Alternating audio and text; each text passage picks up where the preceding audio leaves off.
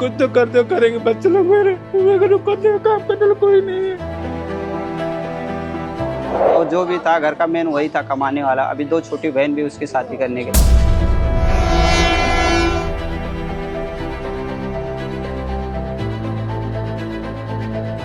मुंब्रा ते दिवा railway station दरम्यान झालेल्या अपघातात 2 तरुणांचा जीव गेला।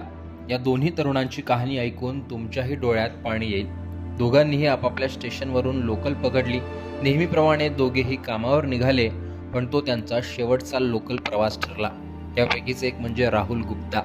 राहुल गुप्ताने नेहमीप्रमाणे CSMT कडे जाणारी लोकल पकडली। ट्रेनमध्ये गर्दी असल्याने त्याला दरवाजात उभा राहून प्रवास करावा लागला। त्याचवेळी मुंब्रा रेल्वे स्थानकाजवळ लोकल पोहोचता CSMT कडून कसाराकडे येणाऱ्या लोकल मधल्या प्रवाशाची बॅग काही प्रवाशांना लागली आणि प्रवासी ट्रेनमधून खाली पडले। त्यात राहुल गुप्ता सुद्धा होता। याच अपघातामध्ये राहुल गुप्ता याने अखेरचा श्वास घेतला। घरची जबाबदारी राहुल गुप्तावरच होती। त्याच्या मित्राने त्याच्या घरच्या परिस्थितीबाबत काय माहिती दिली ऐका। लोग बचपन से मतलब साथ में रहते थे दीवा में। वो सुबह दीवा से निकला CST के लिए जॉब करने के लिए। स्टेशनरी शॉप में करता था। जो भी वो दीवा और मुंब्रा के बीच में जो हादसा हुआ उसमें वो मतलब मृत्यु पाया गया। तो मुझे अभी हमारे सर के द्वारा हमको सूचित मिला कि ऐसा ऐसा है, तो हम लोग यहाँ पे आए फैमिली मेम्बर के साथ। और जो भी था घर का मेन वही था कमाने वाला। अभी 2 छोटी बहन भी उसकी शादी करने के। तो जो भी मैं चाहूँगा उसका महाराष्ट्र सरकार फडणवीस साहब से और एकनाथ शिंदे साहब डिप्टी CM से कि उसका जो भी हो सके इसमें बड़ी से बड़ी मदद की जाए। कितने बजे घर से निकला था कुछ आपको पता है? मॉर्निंग 8 साढ़े 8 के बीच में निकला है घर से वो। आपको कभी फोन आया क्या? फ़ोन मुझे तो अभी 2 ढाई बजे मुझे ग्रुप में एक मैसेज आया, जो हमारा BJP का ग्रुप है उसमें हमें मैसेज आया। हमारे दिवाशील मंडल अध्यक्ष श्री सचिन रमेश भोईर जी है, उनके द्वारा मुझे सूचना मिला, तो हम तुरंत यहाँ पे पहुँचने की कोशिश की। अभी फिलहाल कौन कौन आए घर से? अभी उसके मम्मी और सिस्टर लोग आ रहे हैं वहाँ पे। यहाँ पे छोटा भाई उसका और डैडी है और फ्रेंड लोग हैं यहाँ पे। अपघातात मृत्यू झालेला दुसरा तरुण आहे केतन सरोज। 23 वर्षाचा केतन हा उल्हासनगरमध्ये राहायचा। शिक्षण झाल्यानंतर तो ठाण्यातील एका कॉल सेंटरमध्ये काम करायचा। त्याच्या घरात आई वडील आणि भाऊ आहेत। केतन हा नेहमीप्रमाणे आपल्या मित्रासोबत लोकलने प्रवास करायचा। यावेळी सुद्धा मित्र सोबत होता, पण मित्र आत होता आणि केतन हा दरवाजात उभा असल्याने या अपघातामुळे तोही ट्रेनमधून खाली पडला। केतनचे वडील आपल्या मुलाविषयी बोलताना ढसाढसा रडत काय म्हणाले ऐका। सर वो जॉब पे जाता था सर, काम करता सिर्फ मैं ही था। वो काम करता था, उसके घर चलता था।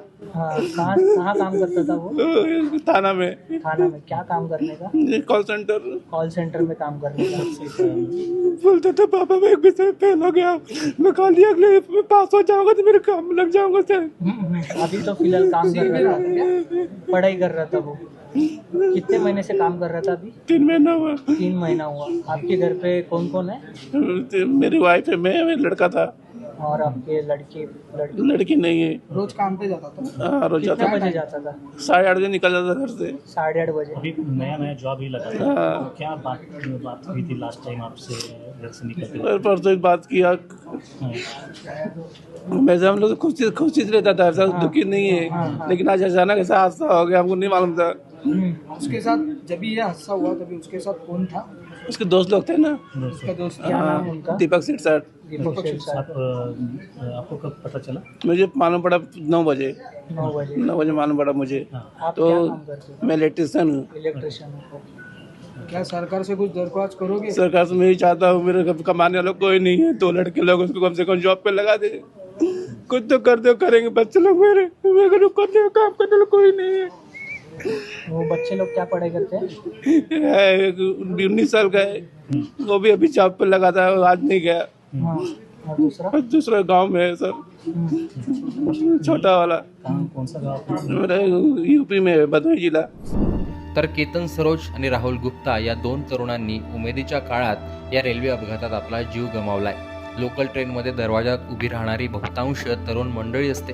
कधी गर्दीमुळे ते दरवाजात उभे राहतात, तर कधी मस्ती करण्यासाठी उभे दिसतात, पण त्यामुळे अपघात घडून त्याचा परिणाम कुटुंबावर कसा होतो ते यातून दिसून येतंय। एकूणच मुंब्रा आणि दिवा दरम्यान झालेला अपघात, त्यानंतर जागा झालेलं रेल्वे प्रशासन आणि यामध्ये निष्पाप लोकांचे गेलेले जीव याविषयी तुमचं मत कमेंट बॉक्समध्ये सांगा। लोकमतचं YouTube चॅनल सबस्क्राईब केलं नसेल तर आठवणीने सबस्क्राईब देखील करा।